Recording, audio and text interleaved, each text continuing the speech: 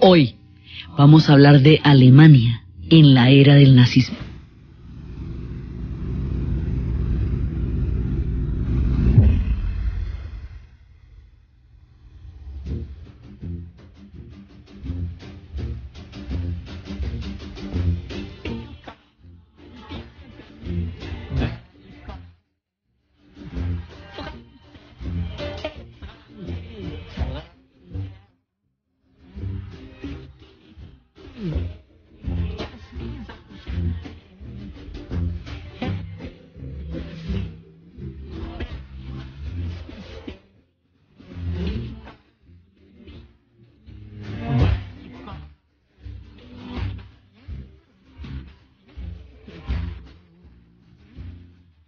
La vez pasada estábamos viendo cómo el nazismo va a ser una forma de copiar un modelo que se inició en Italia.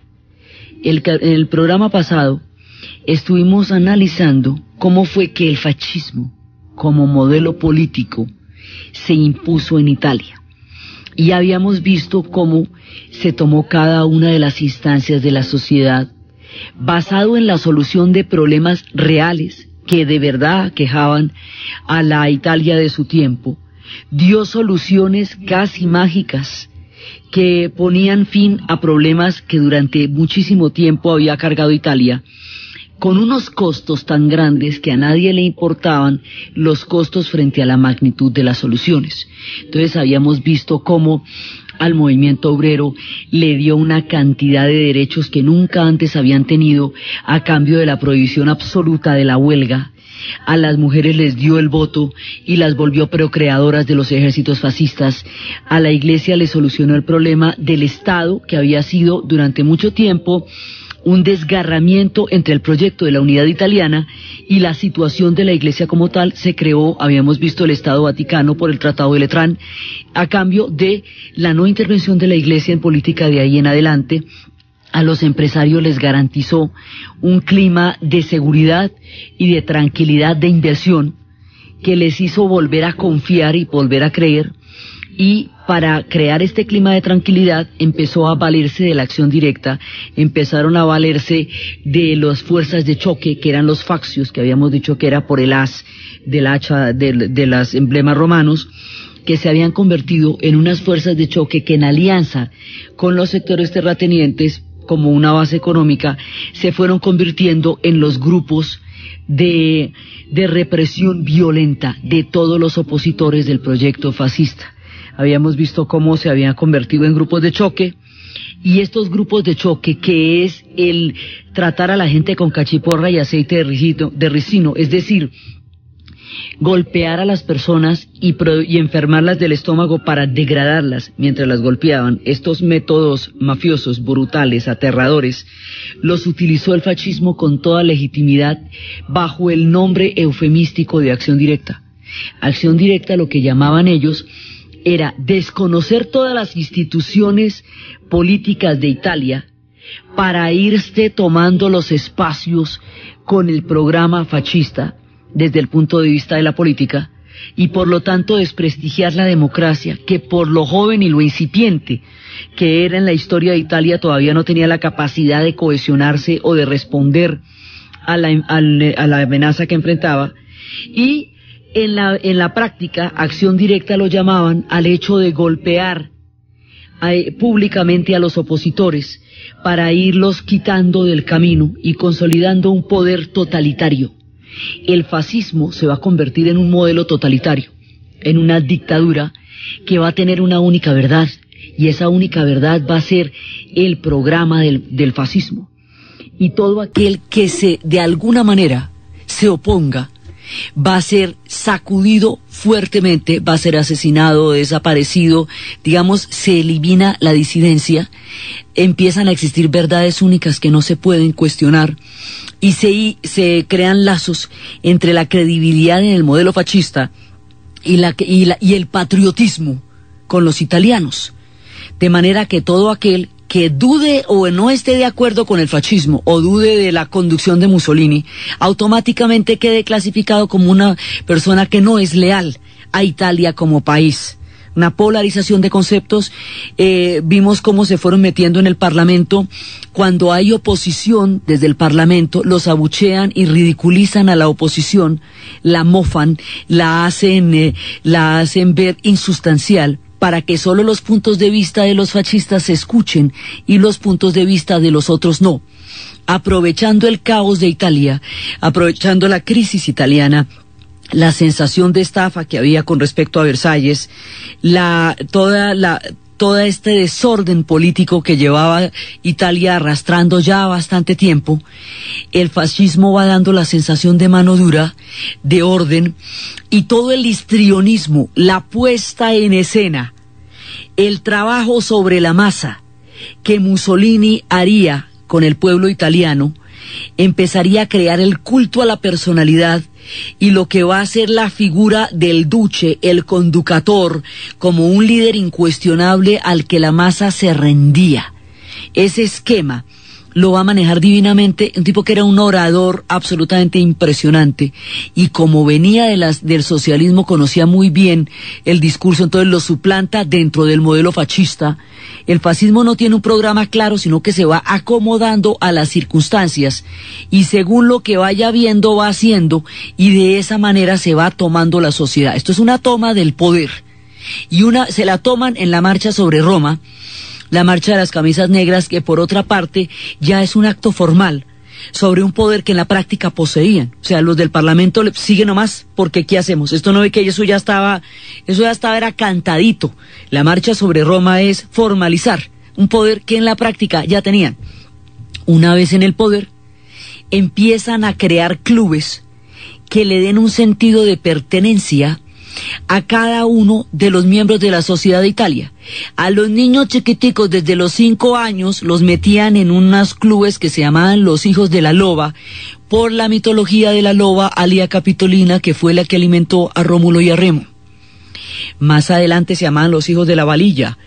Así hasta las juventudes fascistas. De manera que todos los niños estaban integrados en clubes, las señoras estaban integradas en clubes, entonces las señoras tenían a qué ir y cómo relacionarse. En un momento dado todo el mundo estaba encasillado en algún círculo del fascismo. Esto refuerza el sentido de pertenencia, colectiviza la sociedad en términos de ideología, y hace que cualquiera que no esté metido dentro de esos círculos y que no comparta ese pensamiento colectivo, se vea totalmente cercado y se le considere una amenaza para el funcionamiento de la Italia fascista, creando de esta manera una unanimidad mental, un único criterio, una única forma de pensar, lo que más adelante Marcuse llamaría una unidimensionalidad. Este modelo, con la reivindicación de un pasado glorioso, de un pueblo que fue el artífice de los pilares de Occidente y se encontraba totalmente en la miseria y en el caos a comienzos del siglo XX, que se sentía particularmente estafado por los resultados del Tratado de Versalles y que consideraba que los territorios que le correspondían históricamente, que eran los del Trieste y el Fiume, le habían sido arrebatados para crear otro país que se llamaba la Yugoslavia, y que por lo tanto le habían jugado sucio a lo que se le había prometido por su participación en la guerra. Un pueblo que tiene este sentimiento, le van a montar la grandeza del antiguo Imperio Romano y le van a empezar a dar todas estas insignias, y los grupos de choque le dan la sensación de que hay gente poniendo orden en las calles. Como los obreros no pueden volver a hacer una huelga nunca más por absoluta prohibición, entonces la tranquilidad del clima social los hace sentir que es el momento para las grandes inversiones y se van a generar obras monumentales. El fascismo gusta de la monumentalidad, gusta de obras gigantescas que van a generar una gran cantidad de empleo. Entonces, este es el modelo. El ideólogo del modelo es Gabriel D'Annunzio, como lo habíamos visto la vez pasada. El implementador, el que lo encarna para la historia, va a ser Benito Mussolini. Este modelo, que lo estamos dejando puesto en el poder en Italia, esto va sucediendo más o menos entre 1918 y 1922. En 1922 es la marcha sobre Roma. Ahí ya están los fascistas en el poder, y de ahí en adelante van a gobernar hasta que se acabe la guerra, todo el tiempo, pues hasta finales, ya iba a ser la Italia fascista. Este modelo, así como lo contamos a grandes rasgos y lo desglosamos la vez pasada, va a ser tomado por Hitler y por los nazis, exactamente el mismo modelo, pero a lo alemán, o sea, con las características de la sociedad alemana. Si las causas que impulsaban a Italia eran bastante duras y difíciles, si Italia estaba afrontando un momento duro en el punto en que entró a conectar con el fascismo como proyecto político, en Alemania la cosa era de extrema gravedad. Alemania sí estaba muy, pero muy llevada. Entonces, lo que Italia sentía que era una estafa de Versalles, Alemania lo sentía como una traición porque la despedazaron. A Italia no le devolvieron cosas que le decían que le iban a devolver. A Alemania la despedazaron, le quitaron territorios. Lo que en Italia era una crisis económica, en Alemania era un caos.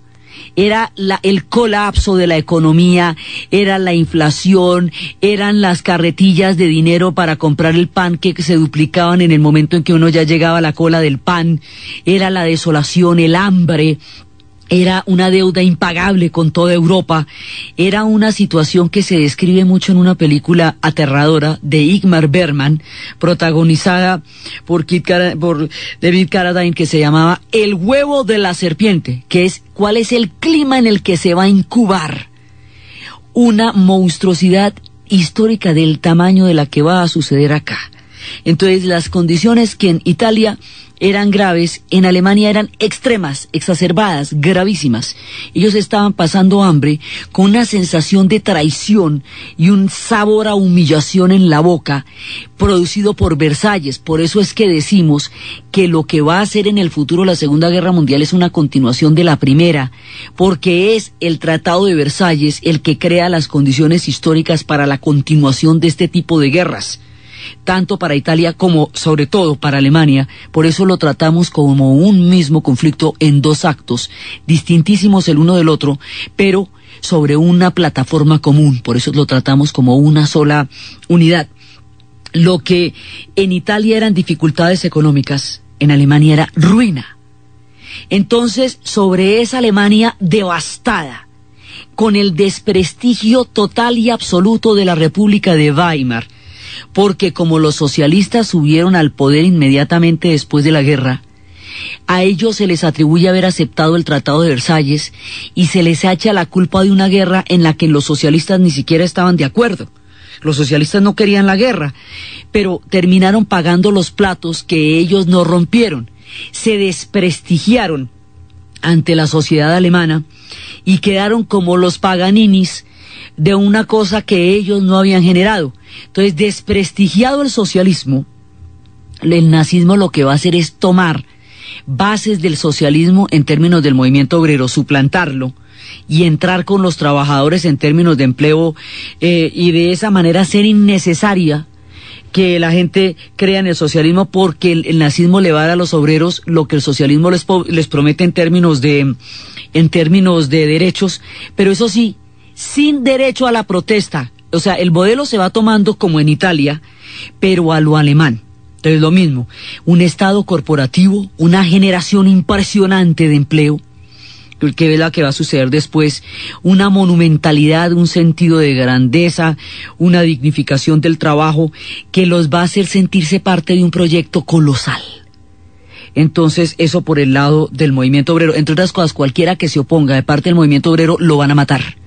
Y habíamos visto que al ser traicionada la revolución espartaquista, la crítica radical que se hubiera podido hacer al carácter totalitario del nazismo queda erradicada, porque los que van a encabezar esto, que son los espartaquistas, van a ser asesinados, entregados por los mismos compañeros de partido a cambio del poder que tendrían durante la efímera época de la República de Weimar.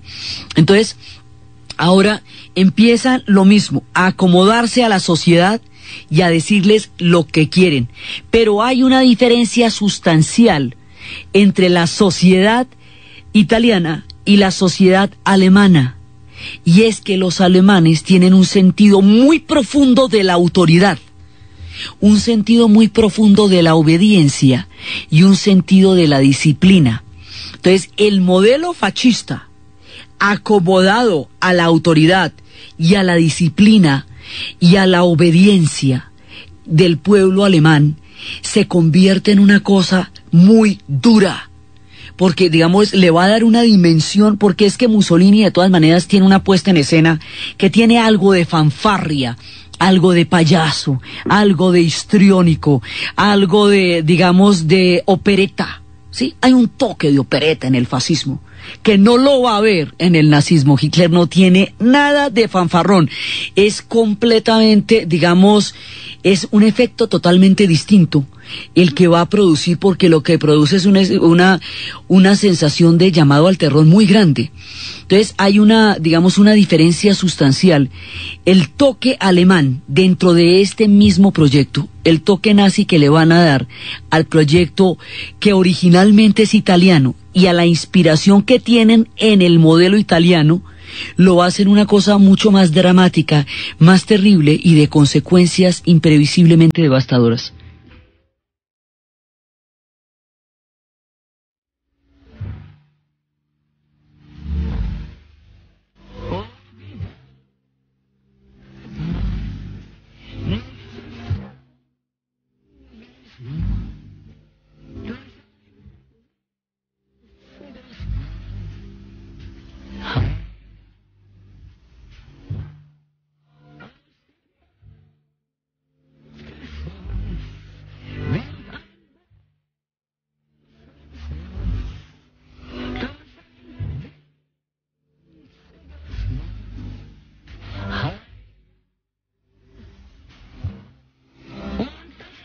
El modelo alemán, el modelo que van a tomar los nazis, es muchísimo más enérgico y mucho más agresivo, porque ese se desborda también. Los fascistas tienen un proyecto de expansión y lo van a hacer sobre Etiopía, eso lo veremos más adelante.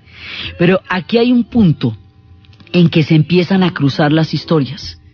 En el momento en que los fascistas van a tomar el poder en 1922 y en 1933 Hitler va a subir al poder en Alemania siendo elegido por voto popular canciller. Para el momento en que va a ser canciller, ya llevan 10 años los fascistas en Italia, y ya en 1934, un año después de la toma del poder, de la llegada al poder de Hitler, es que los italianos van a invadir Etiopía, y al invadir Etiopía se va, digamos, a presentar el primer desbordamiento de estos modelos en términos de expansión y de crear el imperio que alguna vez a los que ellos creían tener derecho. Entonces, digamos, la historia se nos junta en 1933, se cruza. El modelo, ¿qué está pasando antes de 1933 en Alemania? El caos, la ruina, las consecuencias de Versalles, el hambre, la traición que ellos sienten, la manera como los despedazaron, o sea, esos años desde que termina la Primera Guerra Mundial hasta 1933 son años absolutamente penosos y aterradores, de angustia y de miseria en la sociedad alemana. Esa angustia, esa miseria y esa humillación van a ser alimentadas hasta convertirse en todo lo contrario, en una situación mortal por parte de Hitler y por parte de aquellos que fueron ideólogos de lo que va a ser el proyecto nazi. Entonces, aquí hay una serie de características que van entrando en este nivel de locura colectiva que va a significar el nazismo.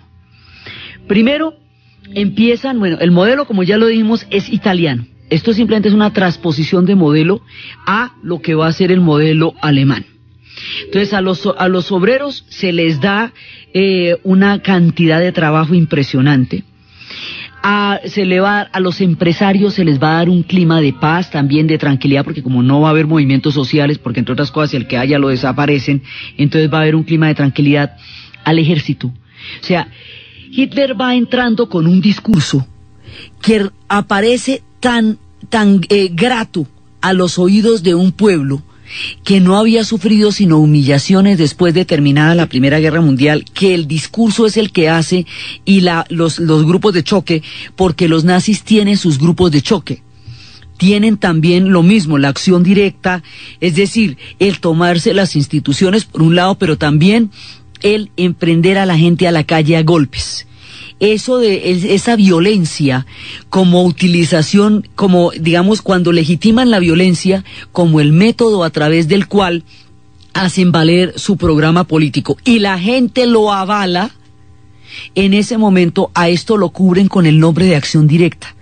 Todos los horrores tienen nombres eufemísticos, porque si a las cosas se les llamara por su nombre, la gente pensaría 2 veces antes de meterse en ellas. O sea, a usted le dicen, mire, es que todas las personas que salgan vestidas de amarillo las vamos a golpear porque sí, a usted le suena raro, pero si le dicen que eso es acción directa, que eso es una manera de poner orden en una sociedad caótica, la gente lo ve de otra manera. Por eso disfrazar los nombres de la brutalidad es una de las características fundamentales de todo conflicto, el eufemismo, el nombre adulcorado y azucarado para cosas aterradoras. Esto de golpear a la gente en la calle lo llaman acción directa. Y acción directa tiene un nombre enérgico, un nombre como que la gente se está moviendo y está haciendo cosas. Lo que están es golpeando a todos los opositores. Entonces, el discurso lo va a llevar al poder y sube elegido popularmente y empieza a revocar Versalles. ¿Cómo empieza a revocar Versalles? El Versalles había prohibido, desconoce el Tratado de Versalles. Al desconocer el Tratado de Versalles, ya no se va a pagar la deuda de la reconstrucción alemana, de la reconstrucción europea. Al no pagar la deuda de la reconstrucción europea, pues hay una cantidad de dinero que se tendría que ir en Europa, que va a ser invertido en Alemania. Va a rearmar Alemania. Alemania no podía tener ejércitos ni podía tener armamentos. Va a levantar la prohibición de los ejércitos y va a formar un ejército gigantesco.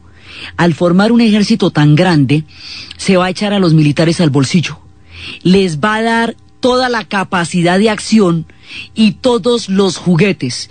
Cualquier arma que se inventen, las va a escuchar y a incentivar dentro de la teoría que existe en digamos, una parte monstruosa del mundo moderno que describiría más adelante Marcuse, es creer que a medida que una sociedad se inventa armas más sofisticadas y métodos más horribles de matar, es una sociedad más desarrollada, como si la capacidad de matar a los otros en formas cada vez más brutales y más terribles y más sofisticadas fuera un síntoma de desarrollo.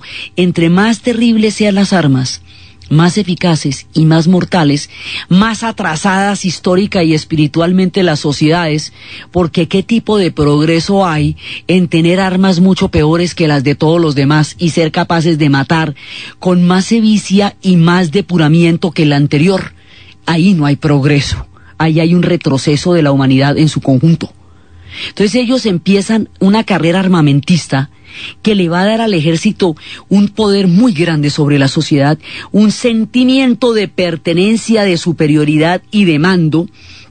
Con eso se va ganando a todos los del ejército, incluidos los prusianos que veían a Hitler con mucho desprecio, que les parecía un tipo venido de la nadie, un don nadie, un tipo, un aparecido. Aún a ellos que les parecía Hitler un aparecido, este proyecto militar les suena, porque al ejército le van a dar todos los hierros y todos los juguetes y todas las facilidades y lo van a rodear de una mitología que más adelante veremos cómo se va a armar todo un aparato ideológico basado en las tradiciones alemanas al servicio de esto.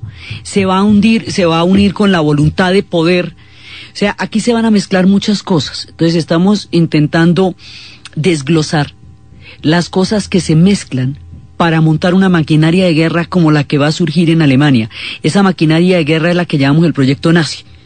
Y ese proyecto nazi es un proyecto militar y es un proyecto político, es un proyecto ideológico y es un proyecto con profundas raíces psicológicas dentro del inconsciente colectivo. Entonces, a los militares se les garantiza la adhesión mediante una forma de poder que los hace líderes de la sociedad y además los reviste de un carácter guerrero, mítico y grandioso que les da un sentido de superioridad enorme. A las mujeres las convierte en las reproductoras de la maquinaria del ejército alemán. Entonces ellas son las encargadas de tener muchos hijos y las políticas de incentivar los hijos a través de subsidios se vuelven una manera de hacer que ellas son ni más ni menos que las forjadoras del gran ejército alemán y las procreadoras en el sentido más ganadero de la palabra de la raza aria. Les van a sacar unas crías a esas mujeres perfectas, genéticamente perfectas. Así, son mujeres para dar crías para el proyecto ario alemán. Entonces, todo el mundo se va a sentir vinculado también, mucha gente se va a sentir vinculado al proyecto nazi, y el proyecto nazi también se va tomando la sociedad, igual que se la tomó el proyecto del fascismo en Italia. Y la figura de Hitler le va dando al pueblo alemán sus discursos, su histrionismo, la manera como los hace sentir partícipes de un gran proyecto milenario que va a durar 1000 años, es lo que va a hacer que la gente se sienta que ha llegado la hora de la reivindicación. Primero, sientan que ha llegado la hora de hacer justicia con respecto a la traición de la cual ellos habían sido víctimas en Versalles. Hasta ahí, esto es una reparación. Pero luego, entonces ya vamos a pasar de un pueblo que fue injustamente tratado en Versalles a un pueblo que tiene un destino superior, a una teoría que se llama de destino manifiesto. Entonces la teoría de destino manifiesto empieza a trabajar sobre la idea de que hay pueblos superiores a otros. Esta idea, en el proyecto nazi y en la Segunda Guerra Mundial, llegó a límites absolutamente intolerables que la humanidad no debió haber conocido nunca. Pero no son a los primeros ni a los últimos que se les ha ocurrido. A lo largo de la historia y en los tiempos modernos, muchas sociedades se han creído superiores a las otras, con el derecho de colonizarlas, con el derecho de someterlas, con el derecho de reubicarlas. Otras sociedades han creído que sus vidas valen más que las vidas de otros pueblos, que sus ciudadanos valen más que los ciudadanos de otros pueblos y que sus muertos sí valen y que los otros no. Esta idea de superioridad por raza, por país, por etnia o por cultura, es desafortunadamente muy frecuente en la historia. Lo que pasa es que es el caso peor, pero de ninguna manera el único, de ninguna manera. Entonces ellos empiezan a montar en la idea de que han sido traicionados es porque son superiores, es porque realmente ellos son un pueblo destinado a una grandeza tal que para ocultar esa grandeza se les traicionó y se les despedazó. Y así, digamos, esto se junta el hambre con la gana de comer. La política que había tenido Francia al final de la Primera Guerra Mundial de despedazar a Alemania, porque habiendo caído Rusia en la revolución bolchevique, no podría ser su futura aliada y ellos sentían que solos contra Alemania no podrían responder y que por lo tanto había que desarticular, desmantelar la capacidad bélica de Alemania para evitar futuras confrontaciones. Digamos, esa aniquilación con que Francia trató a Alemania en Versalles, ahora la van a voltear y la van a volver que les han estado intentando frenar es porque son superiores. La otra cosa que Hitler va a aprovechar de una manera terrible es que va a crear, los seres humanos tienen la pésima costumbre muchas veces de creer que denominando un culpable, identificando un enemigo, o sea, hay una cosa que se llama, que es muy, digamos, particular de los conflictos, muy característica, que se va a llamar el síndrome del enemigo. Usted tiene que inventarse un enemigo. El enemigo tiene que ser mucho lo malo, malo de lo malísimo, porque entre más malo sea el enemigo, más importante y necesario es usted para combatirlo. Entre más terrible y brutal sea usted con el enemigo, más estará triunfando el bien y su causa sobre la causa del otro. Entonces, el enemigo se vuelve un factor de cohesión. El viejo truco de inventarse un enemigo para poder cohesionar a toda la gente en torno a un enemigo común, el chivo expiatorio, el culpable, el rostro visible a quien atribuir todos los males que han aquejado a Alemania durante los últimos 15 años. El tratamiento del enemigo como una forma de canalizar el odio, la frustración y la rabia de una sociedad contra un grupo que generalmente es el más indefenso, para que sea el más vulnerable, para que de esa manera se prepare el terreno para toda clase de brutalidad y en este caso para un exterminio. El enemigo, aquel enemigo que va a identificar, va a ser el pueblo judío. Y en esto radica la monstruosidad más grande, porque aquí hay una tendencia en la historia, que es toda la tendencia de los derechos humanos, que se trata de ver cómo se hacen sociedades que se basen en pactos, respetos mutuos, contratos sociales, que son los hijos de la Ilustración y de Rousseau, tratando de que las sociedades sean ejemplos de convivencia y de respeto los unos por los otros. Es una tendencia en la historia. Hay otra tendencia en la historia donde hay pueblos que creen que ellos son dioses, que para ellos no se aplican las reglas, que están fuera de toda moral, que son extraordinarios, y otros que consideran inferiores y que deben morir en sus manos porque no son extraordinarios. Esto también es muy recurrente en la cultura. En Crimen y Castigo, la novela de Dostoyevsky, Raskolnikov mató a Elena Ivanovna, que es el crimen del que se trata la novela, porque se creía un ser extraordinario, que lo que se creía fuera de toda moral y creía que la mujer a la que había matado, como era una usurera, estorbaba en la sociedad y nadie iba a notar su desaparición. Entonces, de esa manera, él comete ese crimen. El resto de la novela es para demostrarle que no, que él no es una excepción y que eso es un cuento chino que se echó y que igual le toca pagar cárcel como a todo el mundo. Pero aquí se revisten de una teoría de superioridad, tomando de Nietzsche el sentido del superhombre, que en Nietzsche significaba una evolución espiritual. Esta gente lo que va a hacer es tomar, habíamos visto la vez pasada y repetimos, ni Nietzsche tiene la culpa de lo que se hizo en su nombre, ni Marx tiene la culpa de los gulags que serían en la Unión Soviética, ni Darwin de las teorías de la evolución que utilizaron las razas superiores para unir a las otras, ni los románticos gnomos y duendes, ni siquiera las mitologías germanas tienen la culpa de las cosas que se hicieron en su nombre. Una mezcla de una cantidad de digamos, fantasmas de la historia tergiversados sobre una teoría dimensional va a ser el sustrato ideológico de este proyecto que se va a traducir en una maquinaria de guerra.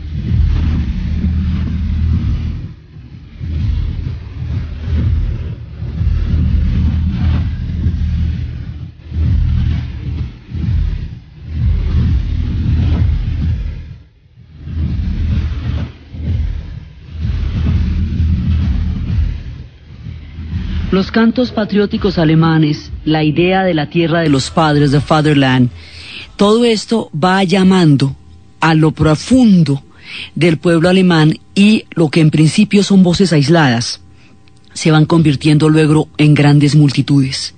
Se está creando la cultura de masas, como nunca antes se ha visto en la historia. Esto sin la radio no es posible, porque es a través de la radio que se van estos discursos, es a través de la propaganda que esto se va a vender, y se va a vender dentro del pueblo alemán, y los jóvenes se van a sentir entusiasmadísimos por formar parte de un proyecto ario que ellos son los encaminados a poner en práctica para el futuro de un reino que duraría 1000 años. Entonces esto se va, digamos, va tomando eco, la fuerza de una piedra que se va volviendo una onda, y se va metiendo todo el mundo en este proyecto, y va sintiendo, este proyecto se va haciendo paralelo a la recuperación económica. Entonces empiezan a sentir que las cosas son tangibles, porque empieza a haber muchísimo empleo, la gran cantidad de carreteras que se van a construir para poder pasar las divisiones blindadas de los futuros tanques alemanes, van a generar muchísimo trabajo, los uniformes, las botas, alrededor de la maquinaria de la guerra se reactiva la economía, alrededor del rearme alemán, del no pago de la deuda de Versalles, y del proyecto militar, la generación de empleo es muy grande. Entonces la economía empieza a florecer después de tanta penuria y de tanta tragedia. Empiezan a aparecer jamones y vinos en las mesas, y la gente empieza a sentir que hay un vínculo entre esa prosperidad con esa ideología. Y como a cada uno se le va a endulzar el oído con aquello que necesita escuchar para sentirse parte de este proyecto que ellos van a decir que está fundado en una superioridad, cada vez más gente se va a meter acá. Entonces, como hay márgenes de frustración tan grandes, esa frustración se va a cosechar de la manera en que ellos se van a sentir parte de eso. Esto va paralelo con la quema de libros, con la persecución de la cultura. Aquí la ideología del Tercer Reich, esa la vamos a ver. Reich significa reino, se llama Tercer Reich porque hay un primer reino que es el reino germano de la época del Imperio Romano, que era cuando estaban todos los pueblos germanos habitando Europa. Hay un segundo reino que es la unificación de Alemania, que son los 3 círculos del ángel que está en Berlín, que es la batalla que tuvieron contra los franceses, contra los austriacos y contra los daneses para crear el país de Alemania. Entonces ese sería el segundo reino germano, es decir, el segundo Reich. Y este, que se considera la restauración de la mitología germana, se considera el Tercer Reich, por eso se llama Tercer Reich. Reich significa reino. Entonces, hay algunos escritores contemporáneos a lo que estaba pasando, el arte como siempre, la literatura, van a mostrar, a tratar de explicar psicológicamente lo que eso significaba, ya por supuesto sobre lo que pasaría. Alejo Carpentier, el gran escritor cubano, uno de los hombres más universales que ha dado este continente, explica de esta manera, en una novela que publicaría mucho tiempo después, que se llamaría La consagración de la primavera. En La consagración de la primavera, él habla de una visita que hizo a Alemania en esa época, donde empieza a ver cosas terribles, y dice lo siguiente: oye, en mayo del 33 los nazis quemaron los libros de Freud en una de las tantas hogueras de la cultura que encendieron en Berlín. Y creo que hicieron bien, puesto que ya no necesitaban libros de Freud, allí donde Hitler le había robado toda la clientela posible con un método mucho más sencillo y más económico que el del psicoanálisis.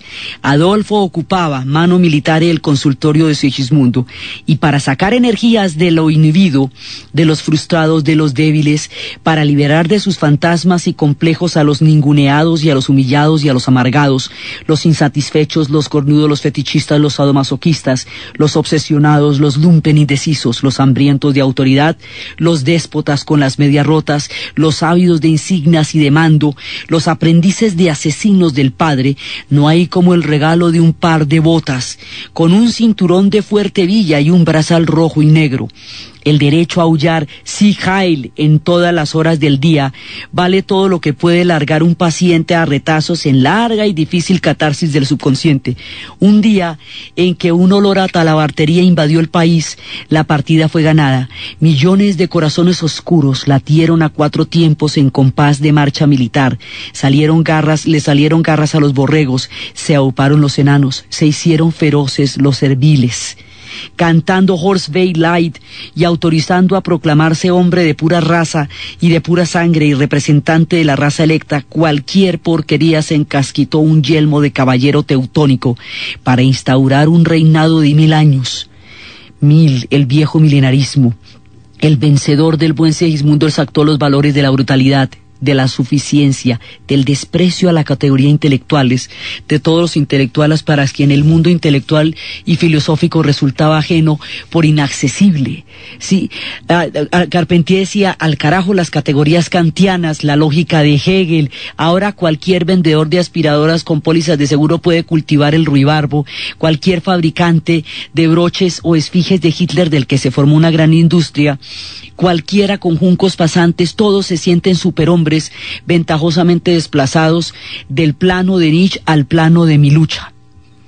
Entonces, hay una primera parte que así lo describía, de esa manera lo va a describir Carpentier, pero Carpentier dice que no solamente hay un componente de personas que fueron utilizadas en su frustración y en su dolor para formar parte de esta maquinaria de la muerte. Hay otras que lo hicieron conscientemente, y eso es mucho más grave. Entonces Carpentier nos dice, porque no solamente esta gente esperpéntica llenaron los inmensos estadios donde el Führer congregó a sus adeptos.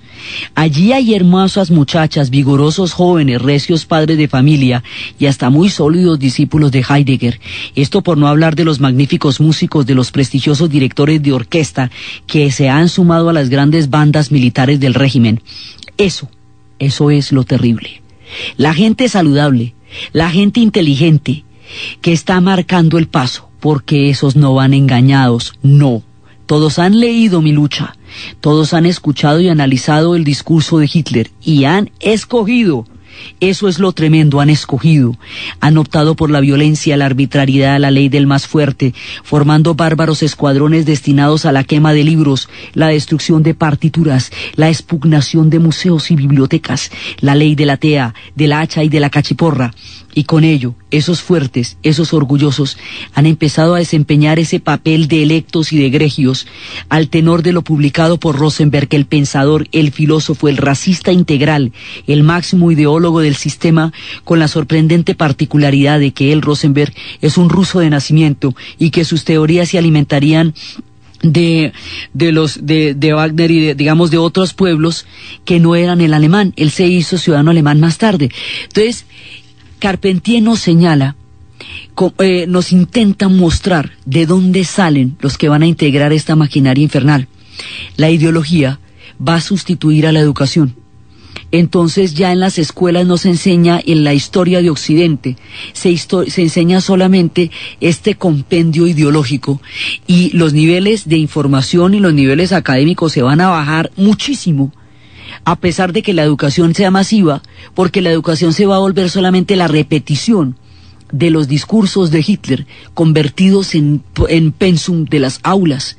Y esto es peligrosísimo porque se sustituye la educación por la propaganda. Eso es lo que va a pasar.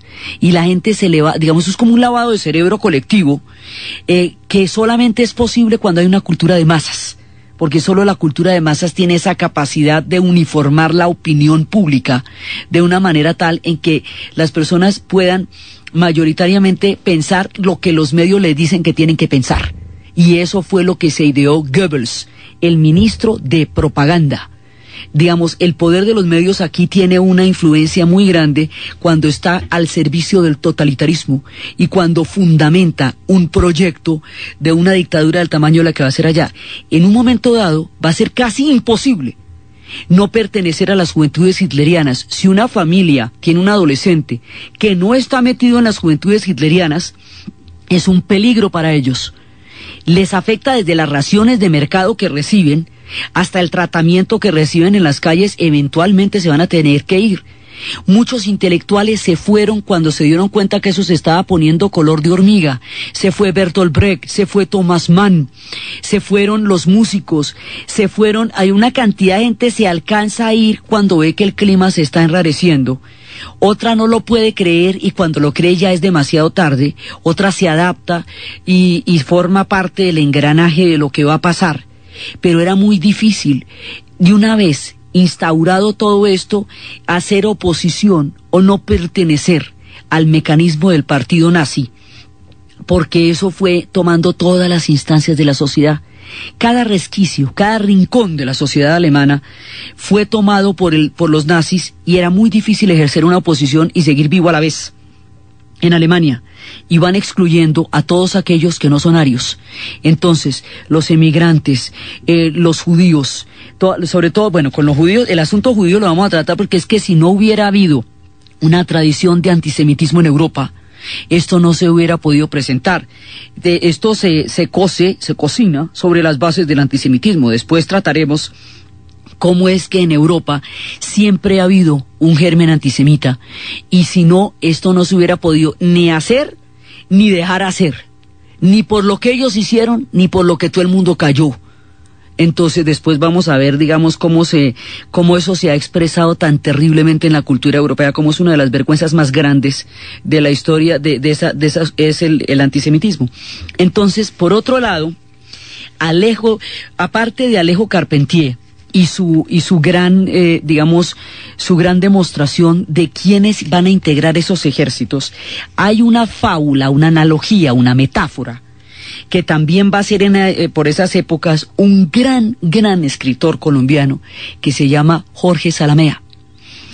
El texto que vamos a invitar a nuestro programa es tomado de un libro que se llama El Gran Burundá ha muerto, y es la historia de un dictador, que fuese el Burundú el primero en que entendiera la miseria humana y la angustia, y que entendiera la rebeldía que la acompaña, tiene su fundamento en la palabra articulada.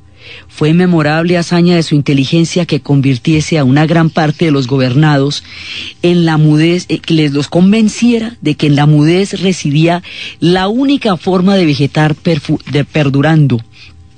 Fue la flor del talento político e inmarcesible realización del Ministerio de la Propaganda, pero donde residió su total medida, donde se llevó su propio estilo a la maestría, fue en la tarea de crear los instrumentos de la represión contra los lenguaraces. ¿A quién ofende la palabra? A los incapaces de fervor, a los que carecen de imaginación, a los que jamás se hablaron a sí mismos, a los que nunca administraron ya las cosas el sacramento del bautizo, a los que ignoran la comparación, a los que le pegan a las bestias y a los niños cuando no entienden sus miradas, a los que no quieren ganar fama, a los que temerían confesarse, a los que siempre esperan la delación o la denuncia, a los que no tienen caridad, a los impotentes, a los que no saben qué hacer con la libertad, a los temerosos de la justicia, a los que no pueden trascenderle la sensación a la emoción, a los que nada tienen que decir a un árbol, a un cántaro o a una oveja, a los que fastidia el silbido de los pájaros, a los que se levantan cuando el rostro en la noche no sienten sobre su piel el picotear de las estrellas, a los que no escuchan las historias apasionadas que narran los leños en las chimeneas, a los que se taponan los oídos para no escuchar los relatos del viaje del viento, a los que no tienen ni Dios, ni amada, ni amigo, ni hijo, ni siquiera una bestia que les pida con inundados ojos la caricia de una palabra. A tales recurrió Burundún para organizar sus fuerzas punitivas. Entonces, digamos, en un sentido analógico al de Carpentier, dice cómo es que les va a premiar a todos estos. Pero como la ira ciega de los estólitos hay que ponerle una carnada suculenta, un estremecido cebo vivo, a los incapaces de crear les autorizó el exterminio, a los que no podían emular les impartió autoridad, a los impotentes en la amorosa conquista les bendijo la violación, a los que no tenían manchas en su origen les permitió que alborozaran a los limpios, a los que vivían en la zozobrante espera de una condena les ofreció su redención a través del crimen. De esa manera, la literatura iba señalando con el tiempo lo que estaría pasando, y en el cine un personaje desafió a Hitler en el momento en que su poderío parecía imparable, un pequeño personaje, como una especie de David contra Goliat, se atrevió a satirizar a Hitler en todo ese proyecto de masas cuando nadie tenía esto claro y cuando nadie lo había visto en toda la proporción. Charles Chaplin va a ser en la mitad de todo esto el gran dictador. Y el gran dictador va a ser una parodia, una sátira brutal, humana, humanista, tierna, profunda, humorística, dulce y a la vez penetrante y terrible, de las verdaderas intenciones de Hitler, cuando Chaplin lo representa jugando con el mundo, poniéndolo con el globo terráqueo, poniéndoselo en las botas y elevándolo a los cielos como si le perteneciera. Aquí se está formando uno de los fenómenos más enigmáticos de la historia, porque la explicación de que fuerzas oscuras se pusieron en consonancia para crear todo lo que va pasando se nos escapa aún en el presente, 60 años después. Se cuentan las historias que se fueron reuniendo alrededor de esto, pero explicar el fenómeno profundo es imposible, porque ahí nos metemos en terrenos de oscuridad aún no comprendidos suficientemente por la razón, y que va a llevar al segundo suicidio de la razón. Este proyecto nazi tiene la guerra como objetivo. No es que de pronto llegue allá, fíjate tú. No. Aquí el objetivo es la guerra, pero la guerra no va a entrar de una sola, ni todo esto va a pasar de una sola vez. Esto es paulatino, poco a poco. Va a haber van creando un acostumbramiento de la sociedad a que la brutalidad es la forma como se garantiza su bienestar. Poco a poco se van adormeciendo los sentidos de lo solidario y los sentidos, inclusive la masa reemplaza al individuo, la lealtad se toma hacia el partido y hacia el Führer, se va a tomar como la única medida de lealtad a Alemania, tanto que los padres se les va a obligar a los hijos se les va a obligar a delatar a sus padres si consideran que sus padres no son leales al Führer, no son leales al Reich. Esto se va a meter profundamente en las raíces inconscientes de un pueblo en un tiempo y se va a traducir en una maquinaria muy grande. La manera como estos dos proyectos combinados, el proyecto fascista en Italia dirigido por Mussolini y el proyecto nazi en Alemania dirigido por Adolf Hitler, y todas las profundidades y meandros que esto tiene, la forma como la consonancia de estas dos ideologías totalitarias, aunada a la crisis económica, va a llevar al mundo a la guerra, es lo que vamos a ver en el siguiente programa. Entonces, desde los espacios de lo profundo del inconsciente colectivo, de la conducción de la cultura de masas, de la propaganda, del poder de la ideología, de la creación de enemigos, de todos los señuelos que se tejen sobre pueblos que han conocido tristezas y desesperaciones y que fueron metidos en maquinarias terribles, desde estas fuerzas de la historia tan aterradoras, en la narración Diana Uribe, en la producción Jessy Rodríguez, y para ustedes, feliz domingo.